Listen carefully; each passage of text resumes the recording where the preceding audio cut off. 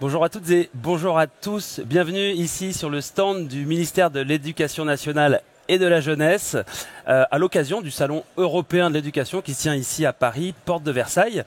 Je suis ravi d'être avec nos intervenants pour une séquence qui s'annonce extrêmement enrichissante, en tout cas je l'espère. Nous allons parler des enjeux du harcèlement puisque nous fêtons cette année les 10 ans du dispositif Stop au harcèlement.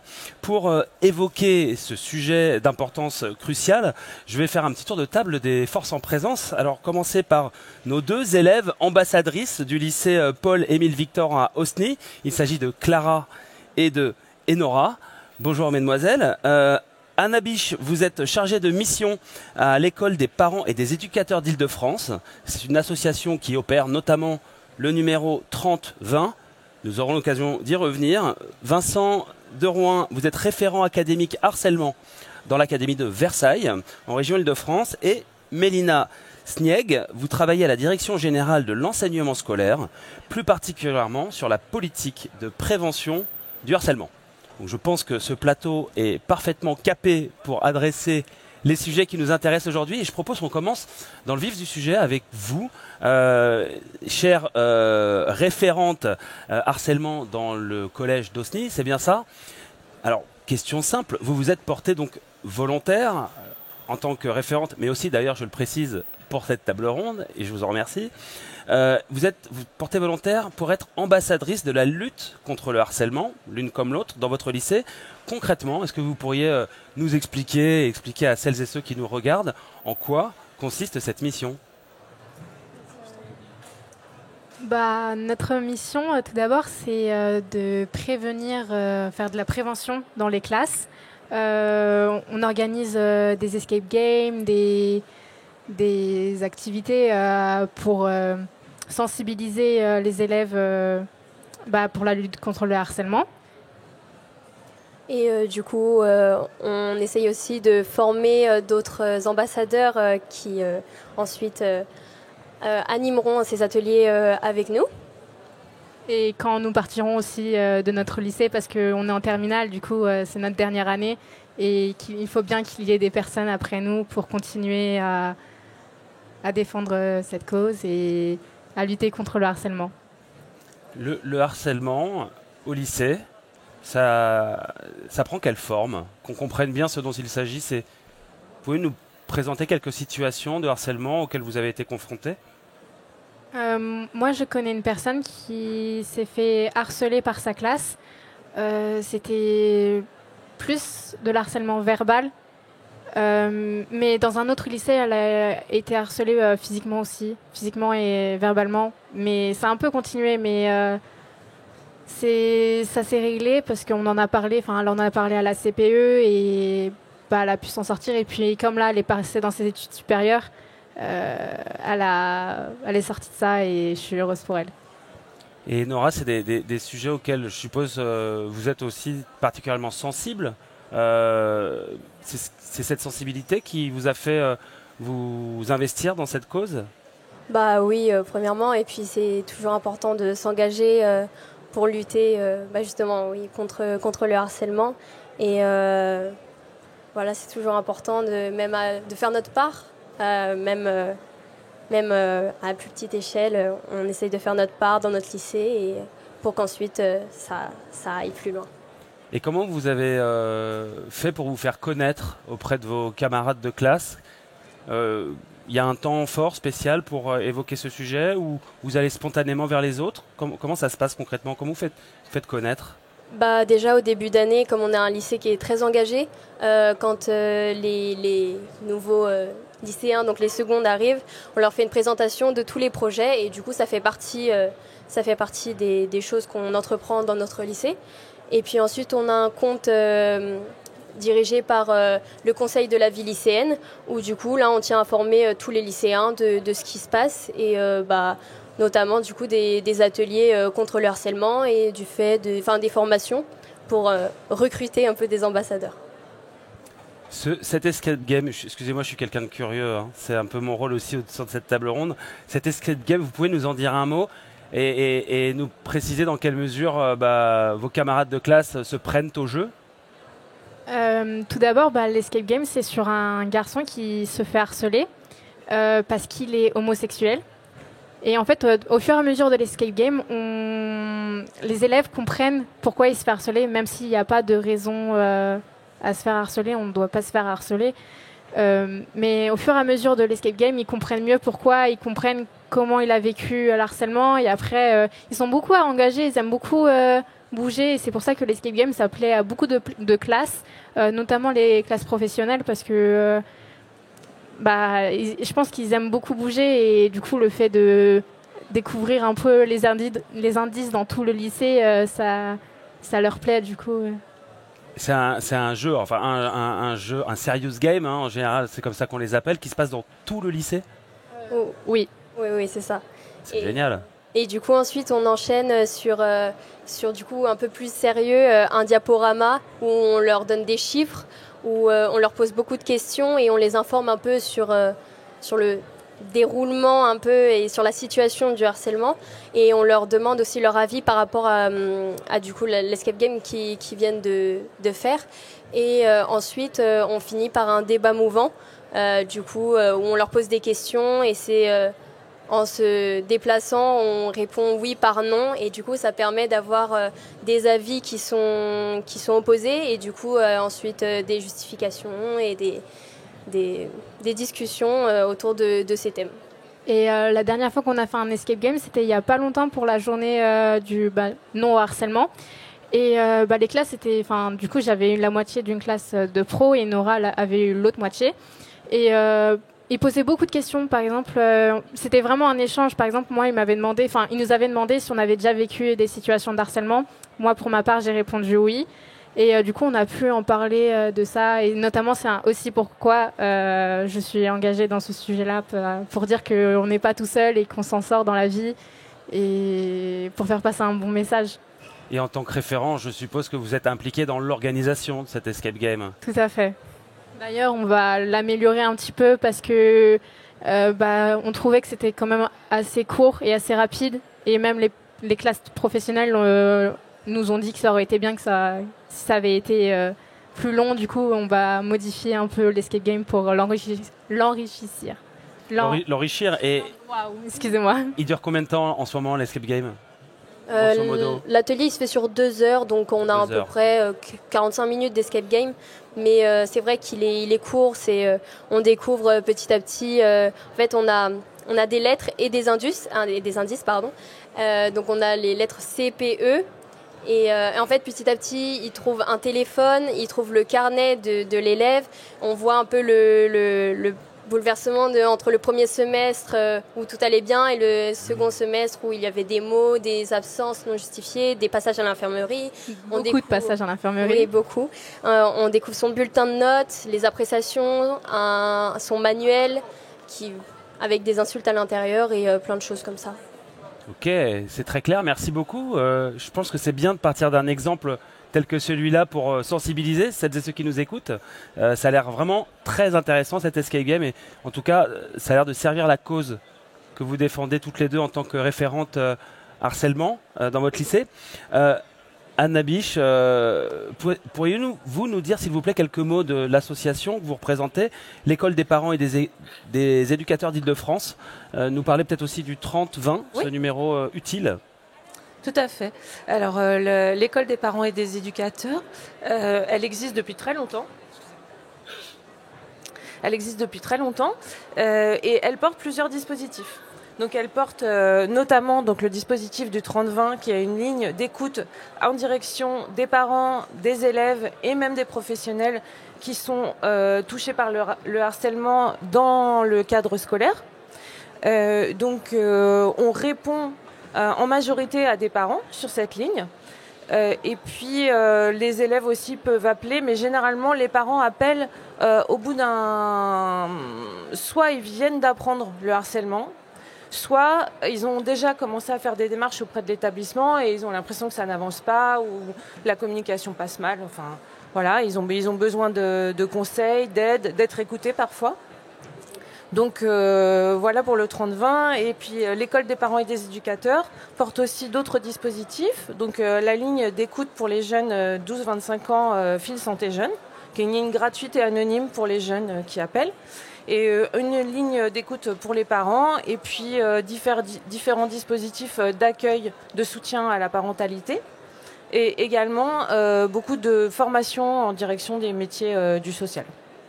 Alors justement, vous prononcez le mot à l'instant, la dimension sociale. Je pense que dans l'écoute des parents, il y a un vrai volet d'ouverture et un côté vraiment social qui doit être très prégnant. Quel est le profil des écoutants, si on peut les appeler ainsi? Ce sont des écoutants. Ce sont des écoutants. Oui. Combien sont-ils et quel est leur profil? Alors, ils sont 3 ou 4 par plage horaire. Donc, le 30-20 est ouvert le matin de 9h jusqu'à 20h en semaine et le samedi également, donc 9h-20h. Donc, les écoutants, ce sont pour la plupart des psychologues, cliniciens ou des métiers du social, mais qui sont formés, en fait, le 30-20 sur place. Ils sont formés à l'écoute et ils sont formés à la détection du harcèlement et du dispositif proposé par l'Éducation nationale sur lequel on peut les orienter. Alors parlons-en de ce dispositif d'orientation. Donc le temps 2, c'est de transmettre un certain nombre d'informations à l'Éducation nationale, c'est bien ça? Oui, c'est ça. Ça se passe comment? Quels sont vos interlocuteurs? Comment l'information passe-t-elle? Comment est-elle traitée dans un deuxième temps? Alors en fait, quand en discutant avec les parents, on se rend compte qu'il y a besoin de faire remonter l'information à l'académie parce que c'est vraiment du harcèlement et qu'il faut que l'administration soit au courant. Donc on leur propose de prendre leurs coordonnées qu'on note et qu'on envoie à l'Éducation nationale via une messagerie sécurisée, enfin c'est chiffré, donc pour que les données des personnes ne circulent pas partout. Donc voilà, c'est comme ça que ça se passe. Et puis dans cette transmission d'informations, on note déjà le type de harcèlement, etc. Enfin, il y a déjà des informations, exactement, on qualifie le harcèlement. Pour que le référent académique qui reçoit ces informations sache déjà de quoi il s'agit un petit peu. Ben c'est parfait. Du coup, les équipes de Vincent de Rouen récupèrent une information qualifiée, si j'ai bien compris, puisque vous êtes référent académique harcèlement dans l'Académie de Versailles.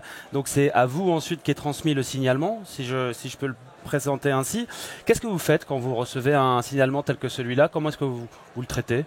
Alors la chronologie est parfaite, oui effectivement, vous nous passez le ballon et donc nous derrière on récupère ce ballon et on en fait un traitement. Donc comme vous le disiez, ça arrive sous forme d'une fiche qui est cryptée mais qui contient un certain nombre d'indices qui nous permettent nous derrière de recontacter la famille. Alors quand on parle de référent harcèlement, c'est que derrière ce référent harcèlement, il y a toute une série d'équipes, puisque au centre académique d'aide aux écoles et aux établissements, on est à peu près une 50aine. On se relaie donc pour prendre en charge ces appels et pour ensuite recontacter les familles, approfondir un petit peu, les mettre en lien également, se mettre en lien nous avec l'établissement, voir de quelle manière les choses ont pu être traitées ou informés, puisque parfois on se rend compte que les établissements n'ont pas eu la perception de ce qui se passait réellement. Et donc notre travail, c'est de faire du maillage, de rassurer, d'accompagner, de donner également des possibilités, on va dire des indices qui permettent d'approfondir un petit peu la situation et puis de faire en sorte que derrière l'établissement se saisisse de cette situation pour que cette situation de harcèlement cesse. De manière générale, entre un signalement qui vous est remonté et le dénouement d'une situation, il faut compter combien de temps, si je peux présenter les choses de manière assez simpliste comme ça? Alors, c'est très complexe, ça dépend de la manière dont les choses se sont passées, du temps que cela a pris pour que ce harcèlement soit clairement identifié et qu'il soit ensuite, on va dire qu'il remonte au niveau des plateformes ou même au niveau de l'établissement. Donc, ça peut être extrêmement rapide à partir du moment où c'est une situation qui a été prise très tôt, mais ça peut être aussi beaucoup plus long, beaucoup plus douloureux également pour la famille et puis pour l'élève qui est concerné, puisque le harcèlement, on le sait, c'est aussi une très grande cause de mal-être et de décrochage scolaire. Et dans ces circonstances-là, c'est plus difficile de donner une durée ou une chronologie en termes d'arrêt. Alors, au niveau de votre académie de Versailles, on sait que c'est une des plus grosses académies de France, si ce n'est la plus grosse académie de France, si je ne dis pas de bêtises. On parle de combien de faits de harcèlement qui vous sont remontés dans les grandes lignes pour qu'on puisse se faire une idée du phénomène? Alors, plutôt que de vous faire un total annuel, je vais vous faire un total journalier. Chaque jour, nous réceptionnons entre 5 et 10 situations qui nous sont remontés par la plateforme 3020 ou par la plateforme numéro vert de l'Académie de Versailles, le 0800 008 624. Donc grosso modo, c'est entre 3 et 10 situations par jour. 0800 008 624. 624, c'est bien de le répéter. Et donc si on ne veut pas signaler, ou en tout cas se manifester par l'intermédiaire du 3020, il y a d'autres moyens pour les familles, pour les élèves harcelés de signaler ce fait? Alors le numéro vert dont je vous donnais tout à l'heure l'intégralité, et puis nous on a également la possibilité au centre, on a dans chaque département donc des personnes qui réceptionnent des appels également, on a des mails qui permettent aussi de signaler cela. Et puis la première des choses à faire quand les familles ont un doute sur ces situations de harcèlement, c'est bien sûr de se rapprocher de leur établissement d'origine. C'est ça la clé numéro 1 qui permet très souvent de résoudre les problèmes aussi.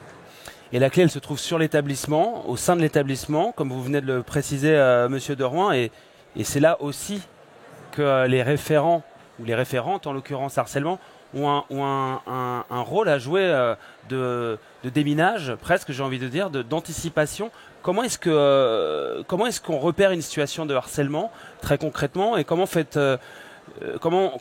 repérez-vous un élève qui ne va pas bien, où vous vous dites tiens cet élève-là il a l'air mal en point, si je puis dire, et votre rôle consiste à aller le voir pour le questionner. Racontez-nous un petit peu la réalité du terrain. Déjà, nous, dans notre lycée, on a créé une boîte à mots, MAUX. C'est un casier qui est à part dans le couloir de l'administration, où en fait, les élèves ils peuvent déposer des lettres ou des mots, ou, voilà, anonymement ou pas, où déjà ils expriment ce qu'ils ressentent.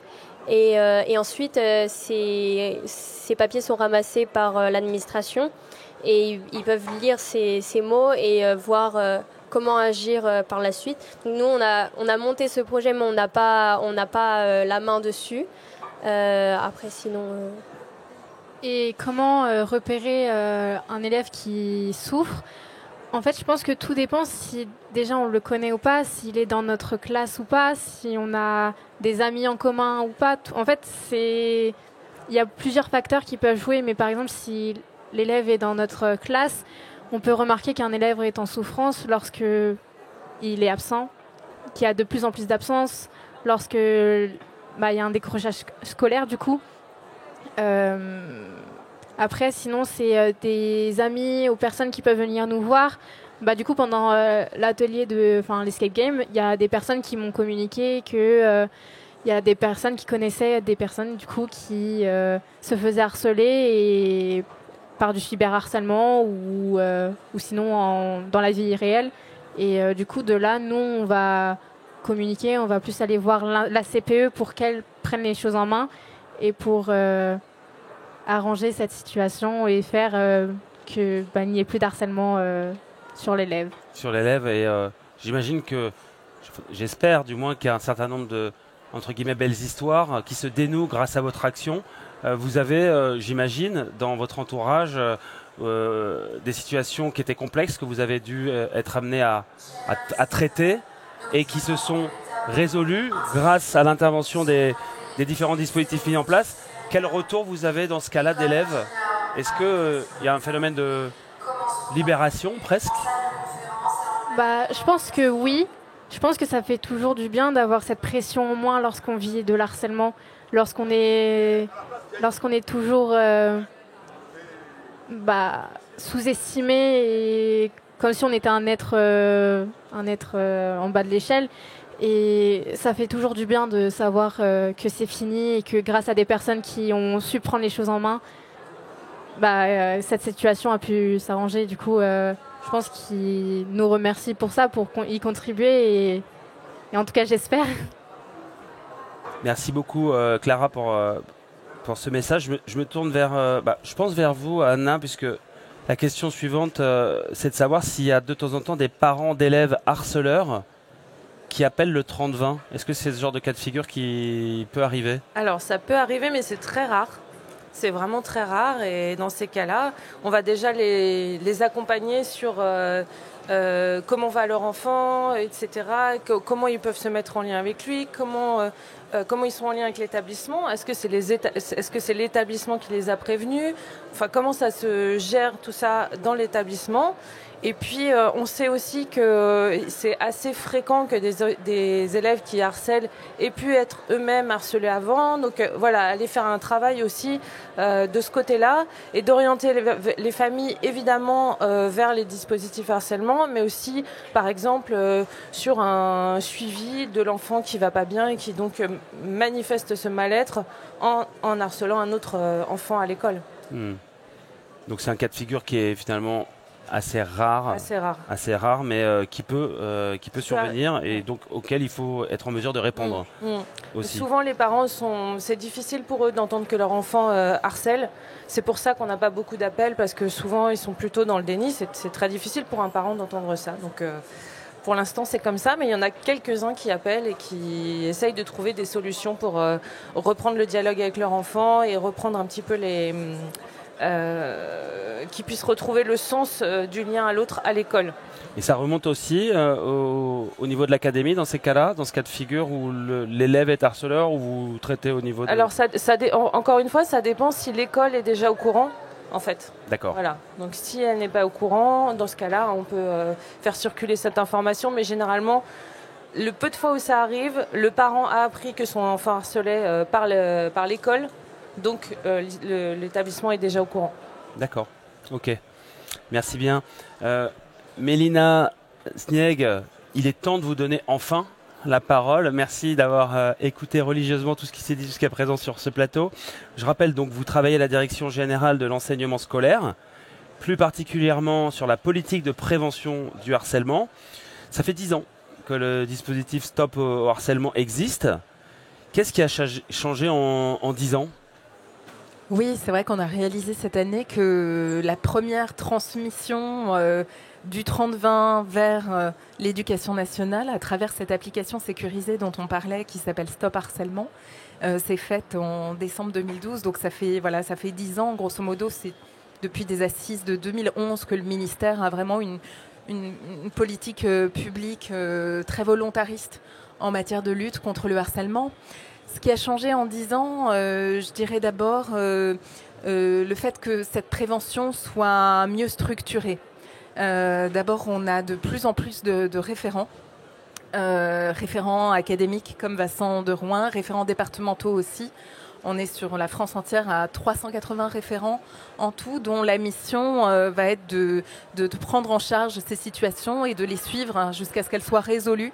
Donc c'est un réseau de professionnels extrêmement engagés et qui prennent en charge ces situations de la manière la plus professionnelle qui soit. Et voilà, ils sont de plus en plus nombreux pour prendre en charge les situations. Donc ça, c'est la première chose qui a changé en 10 ans. Et puis, le corollaire, c'est sans doute que le ministre disait à l'occasion de la Journée nationale, il y a une prise de conscience. Et je crois que c'est vraiment ça, prise de conscience, à la fois une parole qui se libère chez les élèves. Donc c'est vrai qu'on a beaucoup de signalements, ce qui ne veut pas dire qu'il y a plus de situations, simplement les numéros sont mieux connus. Il y a le 30-20, il y a aussi le 30-18 qui est une plateforme spécifique pour les situations de violence numérique, en particulier le cyberharcèlement, qui rentre aussi depuis quelques mois dans ce dispositif qui s'appelle Stop Harcèlement. Donc ces numéros sont mieux connus. Je crois que tout est fait pour que les élèves osent davantage s'ouvrir de leur situation. Ils ont leurs camarades ambassadeurs dans les collèges, dans les lycées, qui sont à leur écoute. Ça facilite aussi grandement les choses. C'est plus facile de se tourner vers un élève de son âge que vers un adulte peut-être. Donc voilà, tout est fait pour libérer la parole. Et puis je crois que chez les adultes, il y a une prise de conscience aussi. Je pense, je discutais tout à l'heure avec une maman qui est passée nous voir sur le stand et qui nous disait au début, on avait tendance à répondre que bah oui, le collège c'est dur, c'est comme ça, et nous aussi on est passé par là et il faut l'accepter. Et en fait, je crois que petit à petit, on est de plus en plus nombreux à réaliser que ces situations de violence répétée, non, en fait, c'est pas dans l'ordre des choses et c'est pas quelque chose à banaliser. Donc voilà, en 10 ans, je crois qu'il y a un chemin vraiment important qui a été parcouru et voilà, avec une plus grande professionnalisation peut-être de la prise en charge des situations aussi grâce au personnel de l'éducation nationale qu'on forme de plus en plus à la façon dont on traite les situations, parce qu'une fois qu'elles sont exprimées, encore faut-il les prendre en charge de la meilleure des façons pour les résoudre. Donc voilà, beaucoup de chemin parcouru, pas de satisfaction excessive cependant, enfin encore beaucoup de chemin à parcourir, mais beaucoup d'avancées en 10 ans, ouais. Et toutes ces actions qui se structurent d'une certaine manière à travers le programme phare. Oui, vous avez raison. Le programme phare, c'est le programme de lutte contre le harcèlement à l'école. C'est un programme qui est déployé, qui a d'abord été expérimenté entre 2019 et 2021 dans quelques académies, puis qui est généralisé et qui maintenant est obligatoire dans toutes les écoles élémentaires et tous les collèges publics. Donc du CP à la 3e, tous les élèves bénéficient de ce programme, qui est un programme de prévention, un programme qui en fait se présente comme un échéancier d'action à accomplir dans les écoles et dans les établissements tout au long de l'année scolaire pour prévenir les situations de harcèlement et qui repose d'abord sur la formation des personnels. On forme 5 personnels ressources par collège au minimum, 5 personnels par circonscription dans le premier degré. On les forme au repérage des situations, on les forme à une méthode de prise en charge qui s'appelle la méthode de la préoccupation partagée, qui est l'une des méthodes de prise en charge des situations. Et puis, il y a d'autres volets dans ce programme, comme le dispositif des élèves ambassadeurs. Il y a 10 heures dans l'année, 10 heures d'apprentissage sur le harcèlement, qui sont des heures que les professeurs peuvent aussi mettre à profit pour développer les compétences psychosociales des élèves. Donc il y a énormément de choses dans ce programme. Il y a un concours, le prix non au harcèlement, qui existe. Et tout ça mis bout à bout fait un programme effectivement de prévention plus structuré que ce qui existait auparavant et dont on espère qu'il va permettre de faire considérablement baisser les situations, en tout cas de faire en sorte qu'elles soient repérées plus tôt. Parce que c'est ça notre objectif, c'est que le repérage soit le plus précoce possible pour que la résolution soit la plus rapide possible. Et le repérage précoce, ça passe notamment par vos rôles à toutes les deux, au sein même des classes et des établissements. Rôle fondamental, on l'a bien compris. C'est un peu le point de départ aussi de tout ce dont on vient de discuter. Ça y est, j'ai retrouvé. C'est un peu le point de départ de toute cette suite logique d'action. Ça passe par vous, mesdemoiselles. Qu'est-ce que vous souhaiteriez dire, peut-être en mot de conclusion, à celles et ceux qui pourraient être victimes de harcèlement au sein de leurs établissements? Peut-être un mot à leur adresser de réconfort ou de conseil? Tout d'abord, j'aimerais dire que vous n'êtes pas tout seul, qu'il y aura toujours une main qui sera là devant vous, qui vous aidera. Vous pouvez compter sur des amis, sur votre famille, sur des personnes au lycée en qui vous pouvez avoir confiance. On s'en sort toujours. J'ai réussi à m'en sortir. Et ne perdez pas espoir. Tout est possible, donc perdez pas espoir. Merci Clara. Et Nora, peut-être un mot également à adresser avec autant d'émotion, je suppose, que ce que l'on vient d'entendre. Du coup, le même message que Clara. Parlez-en autour de vous parce que on est là pour vous aider et je rejoins le message de Clara finalement. Et faut pas abandonner, faut garder les bras hauts. On n'abandonne pas, on gardera pour clore cette table ronde cette belle image de vous deux et des yeux brillants de Clara, des yeux brillants d'espoir, j'en suis sûr. Merci à tous les 5 d'avoir partagé autant d'émotions et d'avoir surtout partagé toutes ces actions qui concourent à stopper le harcèlement. Merci à vous toutes et à vous tous de nous avoir écoutés.